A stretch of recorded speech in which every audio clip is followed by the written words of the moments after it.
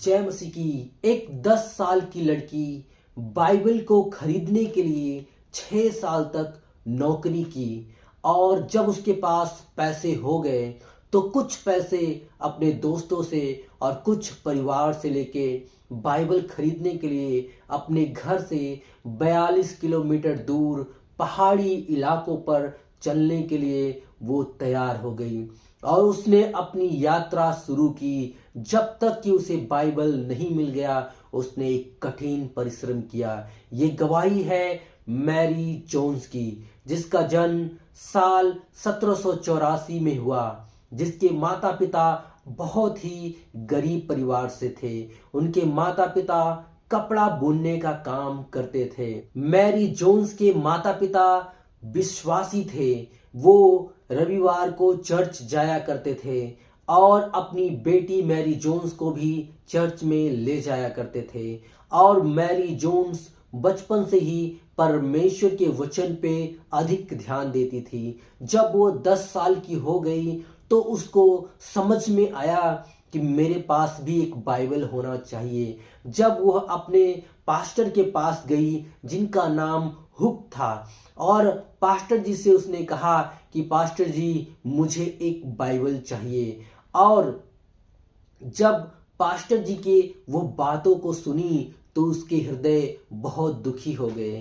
Pastor जी ने उससे कहा कि बेटा, ये वेल्स देश में बाइबल वेल्स भाषा में उपलब्ध नहीं है, क्योंकि यहाँ का जो भाषा है वो कठिन है और इस भाषा में इस समय बाइबल उपलब्ध नहीं है। अगर उपलब्ध भी है तो बहुत महंगा बाइबल है और यहाँ बाइबल मिलता भी नहीं है। यहाँ से 42 किलोमीटर दूर बाइबल आपको मिलेगा, बाला गांव में। और वहाँ पे चार्ल्स थॉमस नाम के एक व्यक्ति हैं, उन्हीं के पास बाइबल आता है और वो भी साल में एक बार आता है और कुछ ही किताब आता है, इसलिए बाइबल मिलना बहुत कठिन है। यह बात सुन के उस लड़की का हृदय बहुत दुखी हो गया, क्योंकि उसको बाइबल पढ़ने की एक भूख थी, एक प्यास था, एक उसके हृदय में उमंग थी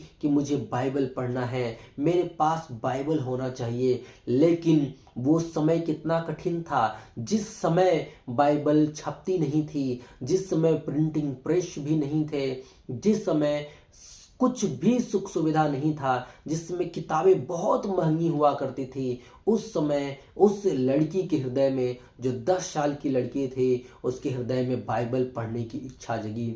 लेकिन उसने बाइबल खरीदने की यात्रा को रोका नहीं।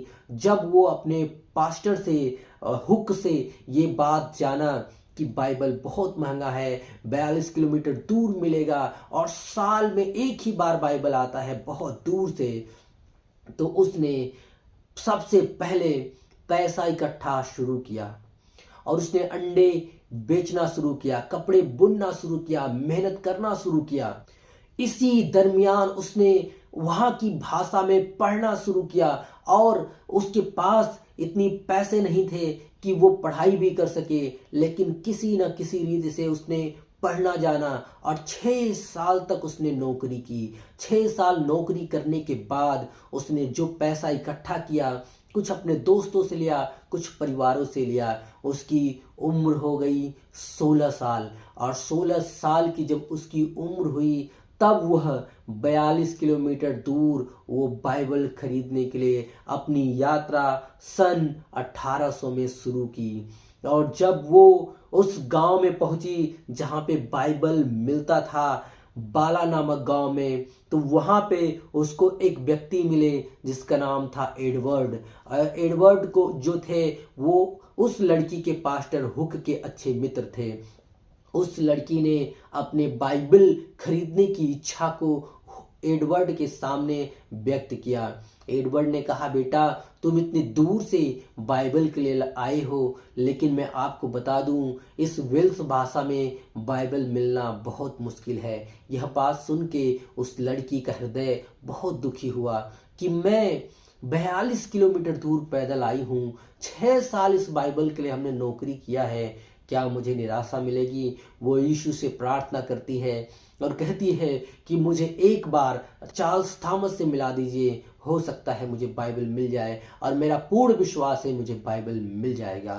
तब एडवर्ड ने जान लिया कि इस लड़की का विश्वास कितना बड़ा है, इसने बाइबल के लिए कितनी बड़ी कठिन परिश्रम किया है। तो उसने कहा, बेटा मैं अगले दिन तुम्हें पास्टर जी से मिलाऊंगा, लेकिन बहुत मुश्किल है कि वेल्स भाषा में बाइबल मिल जाए, क्योंकि बहुत कम ही इस भाषा में बाइबल आते हैं। अगले दिन जब वो चार्ल्स थॉमस के पास एडवर्ड के साथ गई, तो चार्ल्स थॉमस ने कहा, बेटा बहुत मुश्किल है बाइबल मिलना, क्योंकि इस भाषा में बाइबल उपलब्ध नहीं है, और सिर्फ पुरोहितों के पास, पास्टर के पास बाइबल होता है, और बाइबल बहुत महंगी आती है। जब मैरी जोन्स यह सुनती है कि वेल्स भाषा में बाइबल नहीं है, जब चार्ल्स थॉमस ये कहते हैं कि वेल्स भाषा में बाइबल नहीं है, तो वो लड़की फूट फूट के रोने लगती है।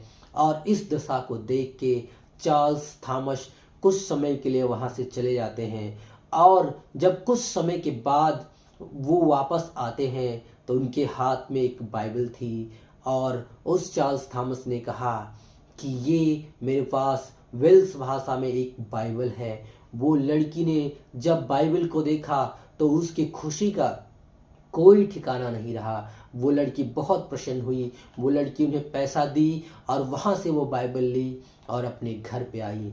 प्यारे मित्रों, जब वो घर पे आई तो अपने घर के लोगों को, अपने गांव के लोगों को, आजू बाजू के लोगों को उसने बाइबल पढ़ाना चालू कर दिया। जब वो बाइबल लोगों को सिखाना चालू किया, खुद भी पढ़ना चालू किया, ये बात एडवर्ड ने देखा, ये बात हुक ने देखा, और उन्होंने एक निर्णय लिया कि अब हम वेल्स भाषा में बाइबल उपलब्ध कराएंगे। तो उसी समय वो रिलीजियस ट्रैक्ट सोसाइटी के लोगों से मिलते हैं, उनसे इस लड़की के बारे में, मैरी जोन्स के बारे में बताते हैं, उसकी कठिन परिश्रम के बारे में बताते हैं कि किस कठिन परिश्रम से इसने बाइबल को खरीदने के लिए 6 साल नौकरी की, 42 किलोमीटर पैदल चली, और इस गरीबी अवस्था में किस तरीके से इसने वेल्स की शिक्षा ली।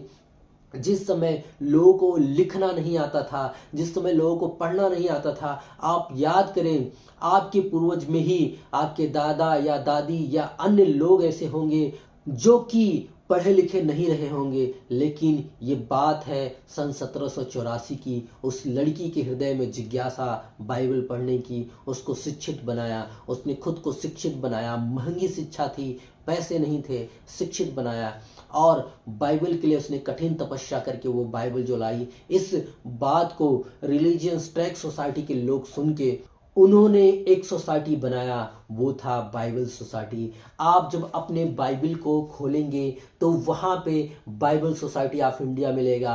अन्य देशों के लोग जब अपनी बाइबल की पहली प्रति खोलेंगे तो बाइबल सोसाइटी ऑफ उस कंट्री का नाम मिलेगा।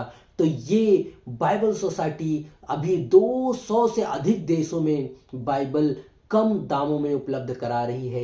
एक महंगे दाम के किताब बहुत ही कम दामों में उपलब्ध कराया जा रहा है, ताकि हर एक व्यक्ति तक, हर एक घर तक, और घर में रहने वाले हर एक व्यक्ति के पास अपना अपना बाइबल हो। ये संभव होने पाया उस मैरी जोन्स की कठिन परिश्रम के बाद। तो प्रिय मित्रों, मैं आपको बताना चाहता हूँ, यूनाइटेड किंगडम वेल्स देश के म्यूजियम में उस मैरी जोन्स का, उस छोटी सी बच्ची का वो बाइबल आज भी म्यूजियम में उपलब्ध है। तो प्रिय मित्रों, हम आपको बताना चाहते हैं कि ये बाइबल बहुत तपस्या के बाद, बहुत कठिन परिश्रम के बाद मिली है। इस बाइबल का आदर करें, इस बाइबल को पढ़ें। मैं विश्वास करता हूँ इस गवाही को सुनने के बाद बाइबल के प्रति आपका हृदय और बढ़ जाएगा। आप इसका इज्जत करेंगे, बाइबल को पढ़ेंगे और बाइबल के बारे में दूसरों को बताएंगे। यदि आप चाहते हैं कि आपके लिए प्रार्थना हो तो आप नीचे दिए गए नंबर पर फ़ोन करके प्रार्थना करवा सकते हैं अपने लिए। 24 घंटे ये नंबर प्रार्थना के लिए उपलब्ध है। यदि आप अपना भेंट भेजना चाहते हैं तो गूगल पे, फ़ोन पे, पेटीएम के माध्यम से इसी नंबर पे जो चल रहा है आप अपना भेंट भी भेज सकते हैं। हम फिर मिलेंगे अगले वीडियो में किसी नई गवाही के साथ। तब तक प्रभु आपको आशीष दें।